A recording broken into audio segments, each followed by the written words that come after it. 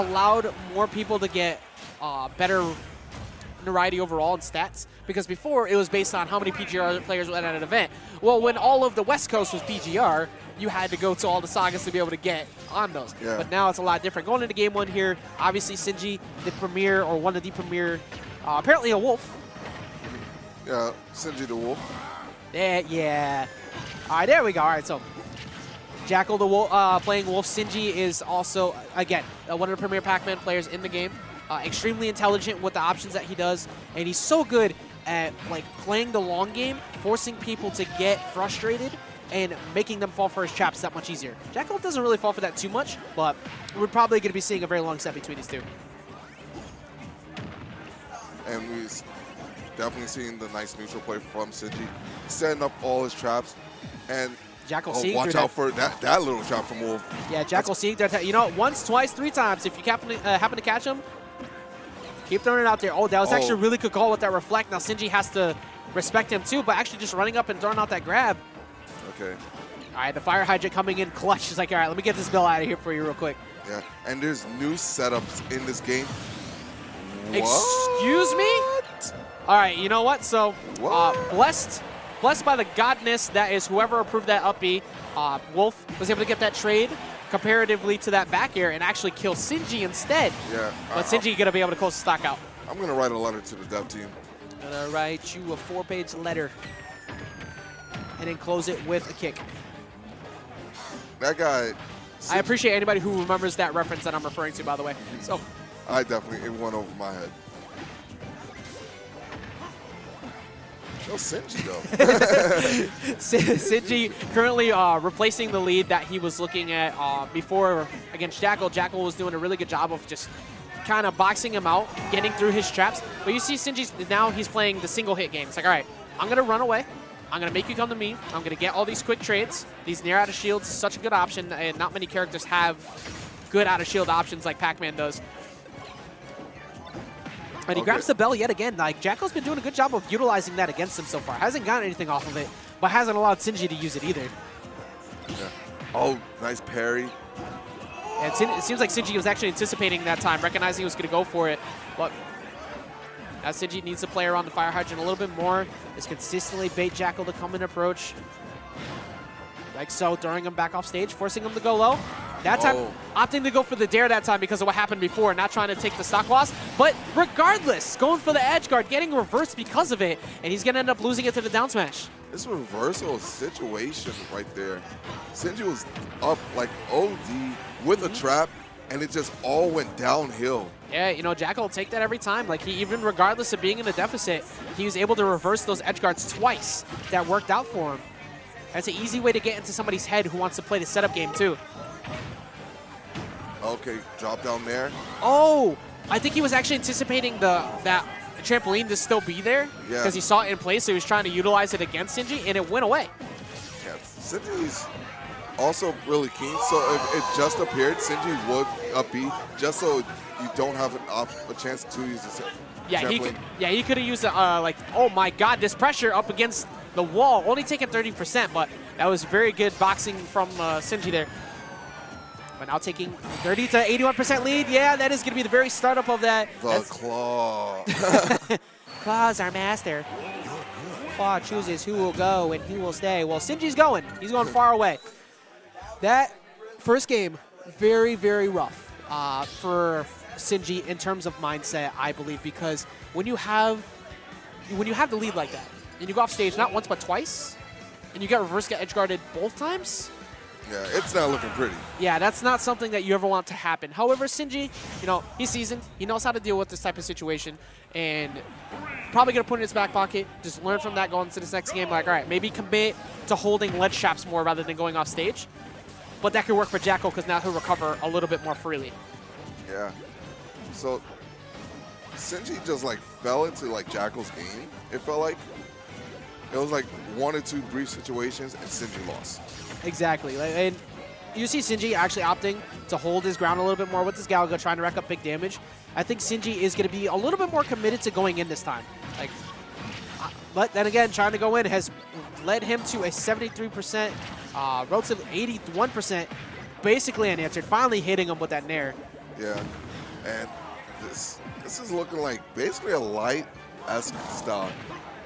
In the sense, like, he's just downloaded him, and now we're seeing, like, the steamroll. Yeah, calling him out on that startup of the fire hydrant, you know, trying to reset his position over on the ledge.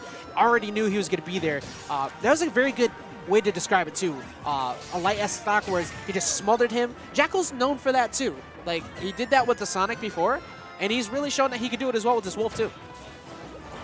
That's good to know. So, Sinji up being out of shield. And this Sinji win would mean a lot to Jakal. Yeah, exactly. You know, being able to take a W over Sinji right now. Sinji actually getting top 8 at the recent collision as well. Not an easy W whatsoever. But Jakal with the full follow-up he could get off of that. Ledge trap, just racking up so much damage. That's it? No. Yeah, just barely missing with that 2-frame down smash. But look at how much damage Sinji is taking in the midst of just trying to get his footing. Oh, gets rid of the S-Smash. Gets rid of the hydrant with S-Smash. Yep. And that stayed there? That lingers for so long. If you hold on to ledge, you get down smash. You neutral get up, you get forward smash. But if you jump, you might potentially get clipped by it as well. Like, it's such a good ledge chop option tool. Good option to air dodge away, not getting caught by the down smash. Okay, up throw. Oh, but not getting like a really decent follow-up. Yeah, up throw to up airs, you know, that is true, but he couldn't really set himself up for like a trap on the way back down. Just like Jakal's not really falling for the untrue stuff so far. And we have the dash attack on the hydrant. And Sinji's bleeding. Yeah, Sinji, yeah, like being at 144%. However, as a Pac-Man player, you're not really too stressed a lot of the time because of the fact that you can set up walls. But this has definitely been preached as one of the much more difficult Pac-Man matchups. Just because look how well Jakal's been playing. Like he just throws out lasers, keeps his positional stage advantage, gets the back throw there to be able to get the kill. Like his ability to close out kills much easier than the setup game that Pac-Man needs to do. Certainly, Ajax. And you see, like he goes. Trying to find like a setup that might work that Jakal hasn't seen before, but Jakal's basically having none of that. Yeah, Jakal's just staying in his face, especially being up in stock now. It's like, all right, now I can play in a little bit more. Ooh! Yeah. I think it was actually no, it was just out of time to throw out the fire hydrant. I've seen Kiwi do that before. Like at the very end of the fire hydrant, she'll fake the animation, make it seem like there's an opening, and then throw the bell to catch somebody thinking that there's an opening there. Yeah, I don't even know how they fake that animation, but I just get caught by it all the time. Yeah, when there's when the hydrant's already out, you just put it. He just throws his hands out. Nothing happens. So if you catch it at the very end of when it gets knocked out, you won't be able to put one down. And I think he was potentially trying to go for that or set it up. I don't know, but would have worked out pretty well. Regardless, though, Jakal just getting as much extra mileage as he can, just barely making it by that key. Can't make it back from that angle, though. Yeah. Now Sinji's trying to get the combo extension from that Galaga. Yeah, the Galaga at least kept him alive too, just being able to, like, you saw how it lingered. It missed the first time, caught it on the second time, allowing him to get back. And now we're approaching just past the 3-minute mark. Yeah. This is where stamina starts to kick in. It's like, all right, I've held the lead all game, but just barely missing with that backer potentially. That air dodge, the fire hydrant could have netted him an early stock. Yeah, I thought he got gimped right there. Again, boxing him into the corner yet again. Like, just push him up against the wall, beat on him, and he got the kill. This is exactly what I was talking about. In the long game, that's going to work for Sinji. You saw that Jakal wasn't able to slow the game down. I mean, he wasn't able to continue to put on the rush that he was doing before, and Sinji slowed the game out just enough. Such a perfectly played stock, catching him on the early side B as well. Get him out of here. That is going to be a 1-1 Blippy. game. Wait, what? That's the name of the ghost. I'm right. I'm going to be real. I don't even know. I'm going to start saying names. I ate pellets. I turned them blue. And that was it. I never stopped alerting all of them. I know everything about Pac-Man, but the actual names of the ghosts. So, going into game 3 here, I really like the adaptation that Sinji was able to do in that game 2. Obviously, he had such a large deficit, but once he realized that Jakal was starting to not really able to open him up at the end, seeking out that last stock, it worked out for him. Okay, and Sinji is going off Yeah, right here. yeah, just throwing out a lot of hitboxes on his approach, just trying to back him off. It seems like Sinji's like he's committed to playing the like keep away game again, but Jakal also perfectly content with playing keep away. Like regardless of the fact that that last match ran away from him, it doesn't seem like his overall decision making is changing that much. Feels like it's even gotten better. He knows what to do now, and he's starting to get the download. Yeah, both of them playing relatively even. Like Sinji seems to be getting a little bit more of a download on the way that he's been going, but also Jakal consistently just taking that bell out of the picture. Such a good option. All right, throwing the bell in just to keep himself safe. Yeah, and that nair has so much priority. Sinji gonna force him to go low yet again, just opting to back off, trying to read a potential jump, but Jakal just holding his ground. Nair. Oh, more fair, better. Yeah, dash attack gonna force him back off stage yet again. All right, Genshin calling him again on that jump from the ledge. You got to be very respectful for that, but also Sinji's been rather committed to staying on the ledge for a little bit longer, and you can get hit by that F tilt there, so you don't really give that up. Trying to read a potential spot dodge with that dare that could have killed. That move's so much stronger now. Definitely would have killed. Good defense from Jakal, not pulling the trigger too early because Sinji was definitely waiting for it. Yeah, and you got the roll behind. And you're going to catch him with the key, playing around the fire hydrant a little bit too long. That is my property. Please stop touching that. Yeah. I'll touch your property all I want. All right, so better buy dinner first at least. And Jakal's just smothering him now. Yeah, Jakal he's trying to commit to going in, but at the same time, like every time it seems like he's gotten, like a good concept of what to do against Sinji's defense, you see he has to reset because Sinji has been consistently just being able to stop the bleeding. Like, all right, look, this ain't true. I'm just going to take these few hits, and I'm going to reset.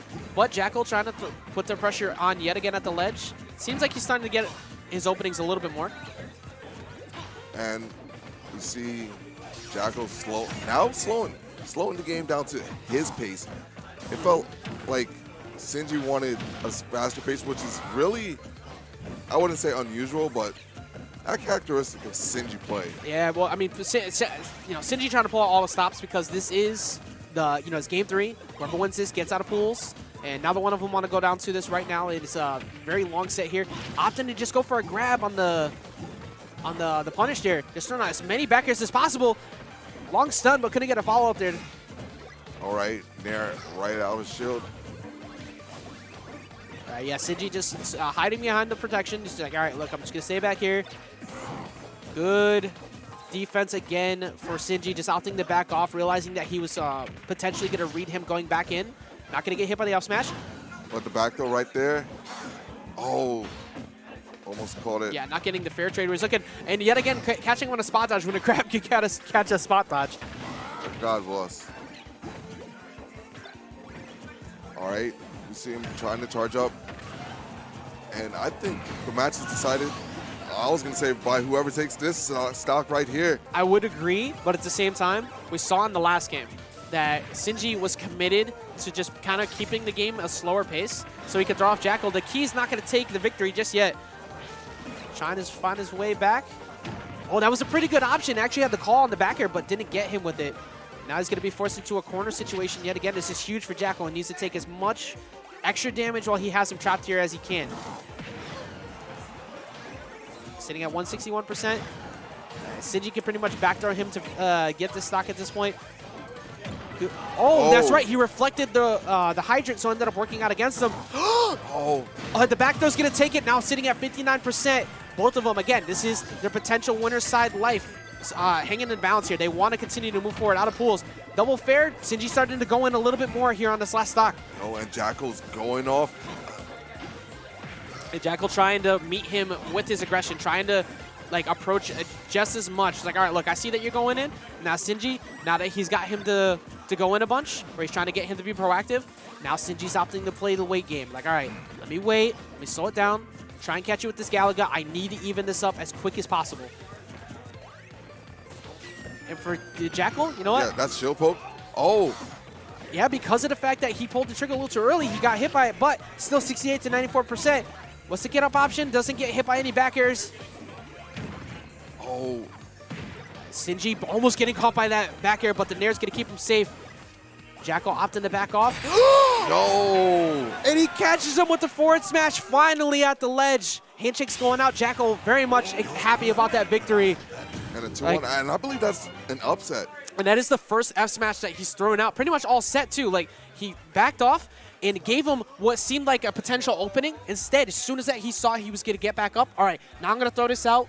And because of the stress you might have, you might not be ready to punish it anyways, but it got the kill.